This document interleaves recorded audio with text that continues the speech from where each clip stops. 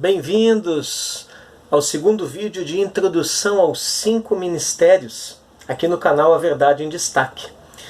E conforme eu falei no encerramento do último vídeo, nós vamos aqui nesta segunda parte estar fazendo uma análise dos 11 primeiros versículos do capítulo 4 da Epístola de Paulo aos Efésios. Então vamos lá, pegue a sua Bíblia e abra em Efésios capítulo 4, o verso 1 diz o seguinte: Portanto eu, prisioneiro no Senhor, peço-vos que andeis de modo digno para com o chamado que recebestes. Qual é esse modo digno de andar, pessoal, que Paulo pede aqui nesse versículo? É a unidade da igreja. O andar em unidade dignifica a igreja. Não esqueça que os 5 ministérios aparecem no capítulo 4 da Epístola de Paulo aos Efésios, e o contexto geral deste capítulo é a unidade da igreja. Então, não vamos conseguir compreender 5 ministérios sem compreendermos primeiramente o conceito, o princípio, a doutrina da unidade da igreja. Então, Paulo começa aqui mostrando que o andar em unidade, ele dignifica a igreja do Senhor.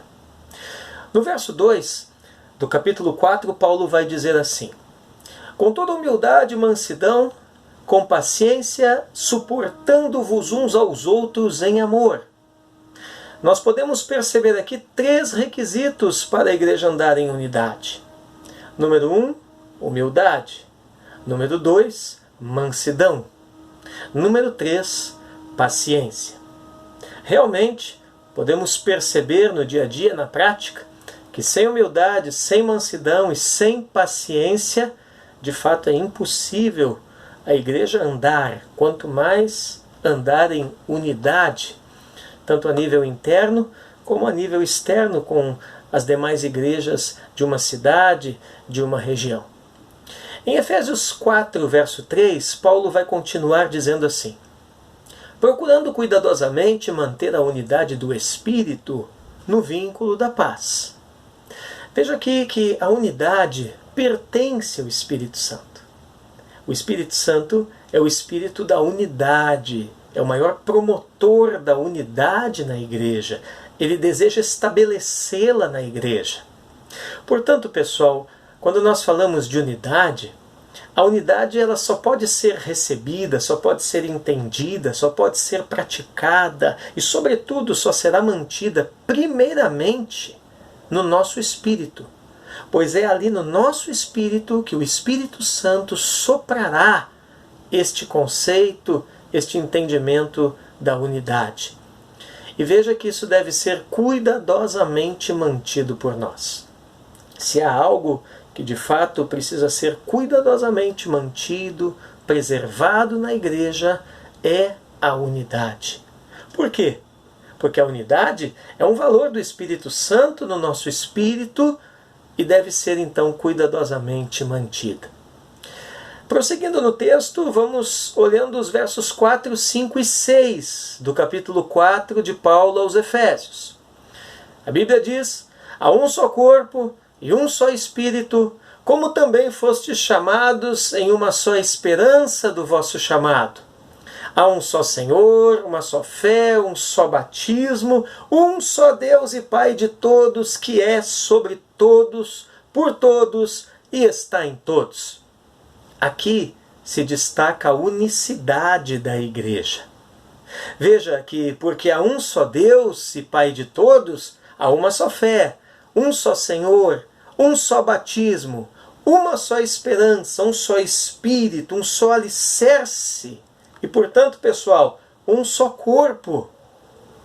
Quando o Senhor olha do seu alto e sublime trono, por mais que existam várias denominações numa cidade, numa região, várias igrejas locais, e isso não é errado, porém o Senhor enxerga uma só igreja, o corpo vivo de Cristo, nesta ou naquela determinada cidade. O verso 7 do capítulo 4 de Paulo aos Efésios diz assim: Mas a graça foi concedida a cada um de nós conforme a medida do dom de Cristo. Da mesma forma, então, há uma só graça e um só dom.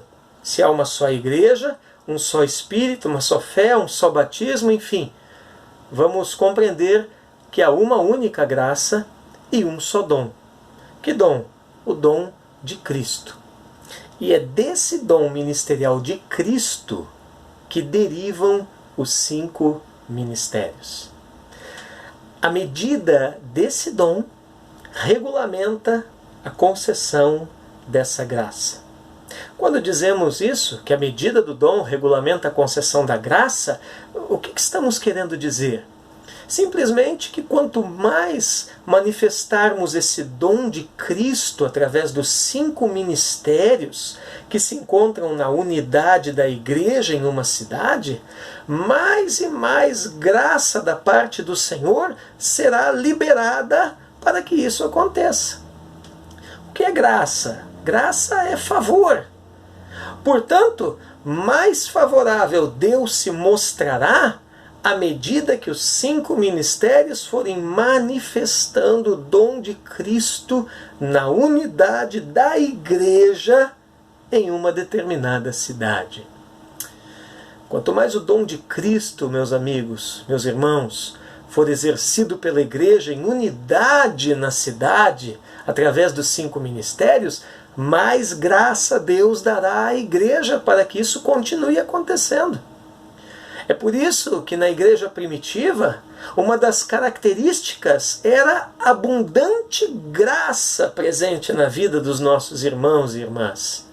Em Atos 4,33 nós vemos isso. E os apóstolos davam, diz a Bíblia, com grande poder, testemunho da ressurreição do Senhor Jesus. E em todos eles havia abundante graça.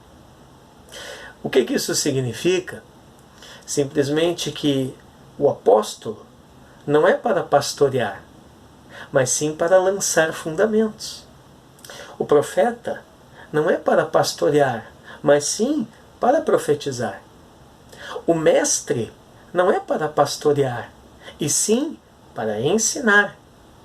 O evangelista, que Paulo menciona ali em Efésios 4, não é para pastorear, e sim para evangelizar. O pastor é para pastorear. Imagine como se fosse a construção de um prédio, de uma obra. Nesse contexto, nessa ilustração, nós poderíamos dizer que o apostólico é aquele que vai ensinar a ler a planta. Nós poderíamos dizer que o profético é aquele que vai encorajar e ajudar os construtores.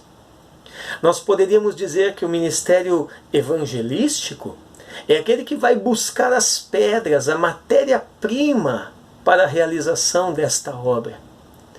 O ministério de ensino é quem vai trabalhar essas pedras. E, finalmente, o ministério pastoral é aquele que vai encaixar as pedras, cumprindo-se assim aquilo que Paulo fala quando menciona nas Escrituras que edifício de Deus sois vós. Quando apóstolos então apostolarem, vamos assim dizer, né? Quando profetas profetizarem, quando mestres de fato ensinarem, quando evangelistas de fato evangelizarem e pastores de fato pastorearem, o que vai acontecer, pessoal? O dom de Cristo será plenamente manifestado. E como consequência, como resultado disso, a graça de Cristo, o favor de Deus, será liberado de forma plena. E na história da igreja, essa liberação plena da graça de Deus tem nome. Qual é o nome disso? Avivamento. Eis aí a razão do contínuo avivamento que existia na igreja primitiva. Quando apóstolos, profetas, mestres, evangelistas precisam por força das circunstâncias pastorear, o que acontece? E por outro lado, quando pastores precisam também, por força das circunstâncias, pastorear sem o apoio, sem o suporte dos demais ministérios, o que acontece? Acontece o que temos visto acontecer hoje. Dom de Cristo exercido, o que significa medida de graça parcialmente liberada, o que resulta em uma igreja, muitas vezes, dividida, fria e morta espiritualmente. E a pergunta é, até quando vamos ver isso? Cada um num canto, tentando ser o que não é, tentando fazer o que não foi chamado para fazer, com parcialidade da graça de Deus, e como resultado, então, não exercendo nenhum impacto na cidade. Perceba, pessoal, que nós até temos resultados na igreja local, uns mais, outros menos, mas simplesmente, sem os 5 ministérios, nós não conseguimos tocar a cidade. Quando nós ficamos insistindo nessa visão denominacional, muitas vezes, nessa visão isolacionista, muitas vezes. Eu quero dizer para vocês, no encerramento da segunda parte desta introdução aos 5 ministérios, que não há nada a temer se de fato estamos preocupados com os interesses de Cristo. Aguarde a terceira parte deste vídeo, Introdução aos 5 Ministérios. Não esqueça de dar o seu like, de clicar no sininho ali para ativar todas as nossas notificações e inscrever-se no nosso canal A Verdade em Destaque. Eu sou o professor Alessandro Ribeiro, Deus te abençoe e até a terceira parte da Introdução aos 5 Ministérios em nome de Jesus. Amém. Graças a Deus.